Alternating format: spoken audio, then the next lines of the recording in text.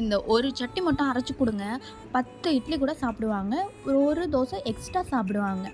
ஒரு தோசை என்ன 2 தோசை கூட எக்ஸ்ட்ரா சாப்பிடுவாங்க. நம்ம சேனல் ஃபர்ஸ்ட் டைம் பார்க்குறீங்கன்னா, எனக்காக ஒரு லைக்கும், எனக்காக ஒரே ஒரு சப்ஸ்கிரைபும் பண்ணுங்க. அடுத்தது என்ன இதுக்கு என்னென்ன தேவைன்னா, எண்ணெய் சட்டியில எண்ணெய் ஊத்திட்டு 10 பல்லு பூண்டு எடுத்து போட்டு, இது மாரி நல்லா ஓரளவு நல்லா ஒரு மாரி கருகுற அளவுக்கு வரும்போதே நல்லா அது கூடயே தக்காளியும் போட்டுறணும். தக்காளி போட்டதுக்கப்புறம் தக்காளியெல்லாம் இப்ப எங்கங்க வதங்குது? அதுக்கு கொஞ்சம் உப்பையும் போட்டு வதங்க வைப்போம். அதுக்கப்புறம் இதுக்கு தேவையானது வெங்காயம்லாம் கிடையவே கிடையாது. வெங்காயம் இதுக்கு செலவே ஆகாது. தேவையான அளவு புதினா. புதினா ஒரு கொஞ்சமா ஒரு 4, 5 தழை. அது நல்லா இதுலயும் போட்டு நல்லா வந்து வதங்க வச்சுடணும். வதங்குனதுக்கப்புறம் நல்லா தக்காளியுமே நல்லா வந்து வதங்கிடணும். அதுக்கப்புறம் சுட சுட இட்லிய ஊத்தி இந்த சட்னிய வச்சு அரைச்சு சாப்பிட்டோன்னு வச்சுக்கோங்களேன், அவ்வளோ ஒரு டேஸ்ட்டுங்க. வேணுங்கிற அளவுக்கு நீங்க சால்ட் போட்டுக்கலாம். அவ்வளோதான். வேற எதுவுமே தேவை கிடையாது. அவ்வளோ ஒரு யம்மியா இருக்கும். ட்ரை பண்ணி பாருங்க எப்படி இருக்குன்னு. சரிங்களா? நம்ம சேனல மறக்காம ஃபாலோ அண்ட் கமெண்ட் பண்ணுங்க.